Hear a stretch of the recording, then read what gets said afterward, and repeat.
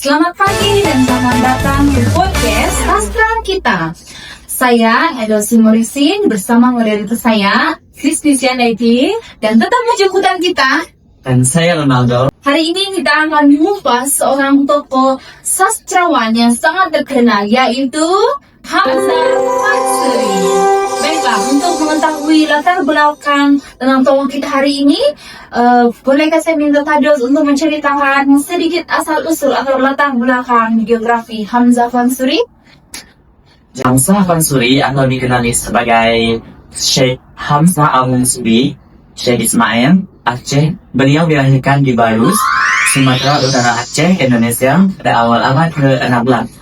Jadi dia merupakan kepalanya dia di pusat pendidikan Islam yang melahirkan ramai ulama yang terkemuka. Jadi apakah gelaran maksud Al-Fansuri itu? Gelaran Al-Fansuri membawa maksud memelihatkan beliau berasal daripada Fansuri, itu sebuah kota kecil di pantai barat Sumatera.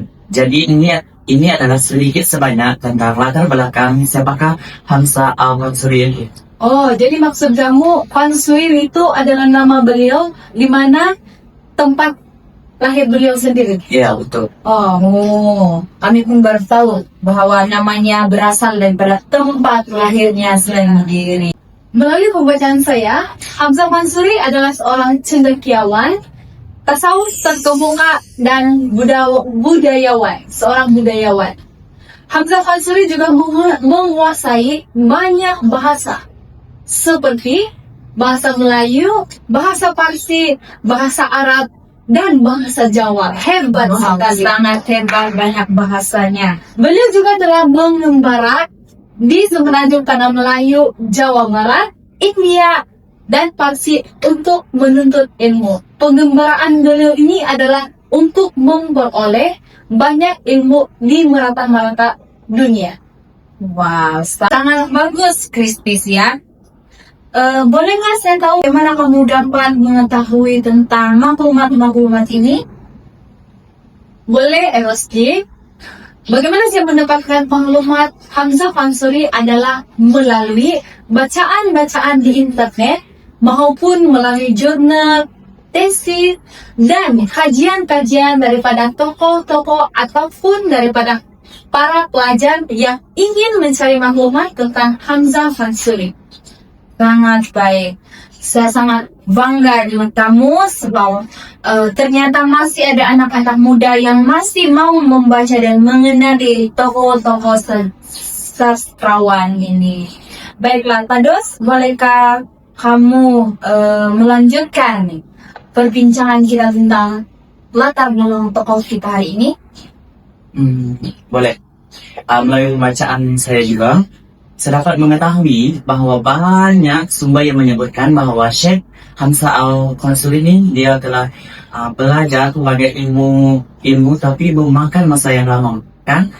Sebagai seorang tokoh ataupun tokoh yang terkemuka akan menyumbangkan banyak perkara melalui proses yang sangat lama, bukan memakan proses yang berbeda, betul. Ya. Selain belajar di Aceh, beliau telah mengembara berbagai tempat, antaranya ke Banten, Jawa Timur. Kalau kita lihat dari perspektif zaman dahulu, kan mana ada pengangkutan, tetapi tokoh ini dia sanggup mengembara ke tempat yang jauh untuk mencari ilmu, kan? Betul. Seperti kita juga dari Sabah sanggup datang ke Upsi. Betul. Sangat baik.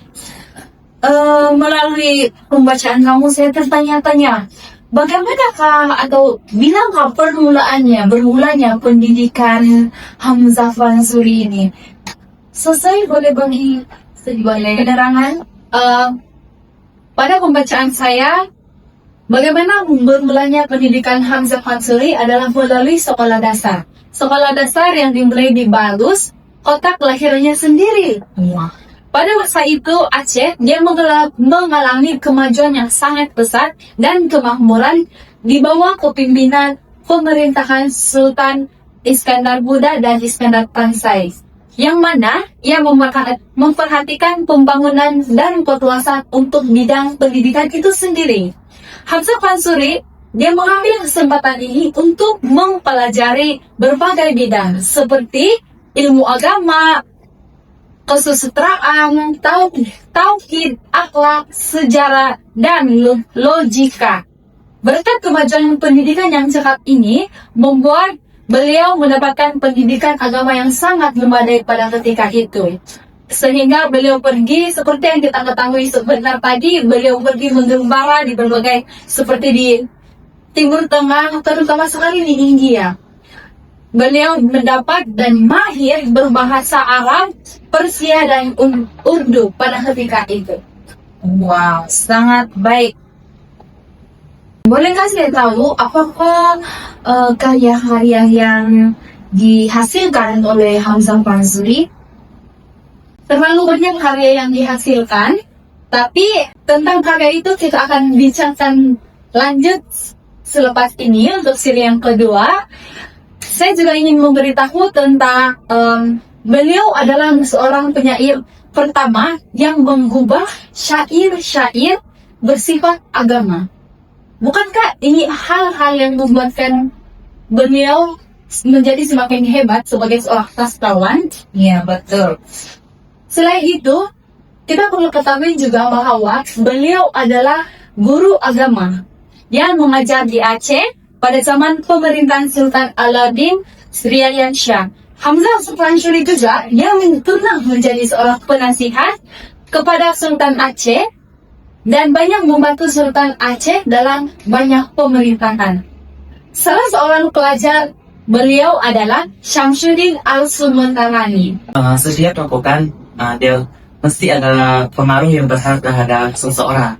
Jadi mesti jika tokoh itu berpengaruh besar, dia akan melahirkan seorang pelajar yang hebat juga kan? Ya, betul. Jadi seorang pelajar ini nama dia adalah Syamsuddin Al-Sumantarani. Jadi apakah kehebatan pelajar ini? Pada masa itu pelajar dia menjadi seorang ulama yang besar untuk zaman kegemilangan Hamzah Al-Fansuri. Wow, sangat baik.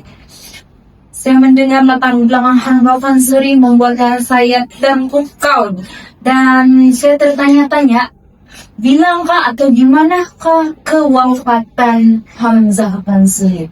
Saya sekali bukti-bukti tertulis tentang kewafatan dan bila dan di mana jasadnya dikebumikan tidak diketahui sehingga kini. Hal ini karena terlalu sedikit tentang bukti yang kita temui melalui bacaan jurnal tentang beliau. Namun, dari syair dan dari mana sendirinya menunjukkan bahwa, dan dari namanya sendiri menunjukkan bahwa bila beliau lahir, sehingga mereka dan keturunan mereka pantas digelar sebagai Fansuri. Hal ini karena Hamzah Fansuri diperkirakan telah menjadi penulis pada zaman Kesultanan Aceh, dan menurut Muhammad Dawin Al-Atas, Hamzah Fansuri diperkirakan meninggal menjelang tahun 1607, sedangkan menurut tokoh Brakel, Hamzah Fansuri masih sempat hidup sehingga tahun 1620. Jadi, menurut bacaan-bacaan dan menurut berbagai tokoh, Hamzah Fansuri tidak diketahui bila dengan tepat dan di mana sebenarnya beliau meninggal dunia. Namun demikian, setiap tokoh dia adalah menulis ataupun mempunyai karya sendiri. Jadi berdasarkan buku Hamzah Fansuri, ada yang mengatakan beliau telah hidup sampai akhir pemerintahan Sultan Iskandar. Wah, sangat bagus. Terima kasih untuk perkongsian latar belakang tokoh kita hari ini, yaitu Hamzah Fansuri. Baiklah, kita akan mengupas lagi karya-karya yang telah ditulis oleh Hamzah Fansuri, tetapi kita akan mengupas tentang karya itu untuk siri yang kedua. Untuk siri yang hari ini, kita sudah selesai mengupas tentang latar belakang Hamzah Fansuri. Sekian, terima kasih. Bertemu kembali ke siri yang kedua. Bye-bye. Bye-bye. Bagaimana kita berdepan sama mendalam tentang perjalanan kehidupan spiritual manusia.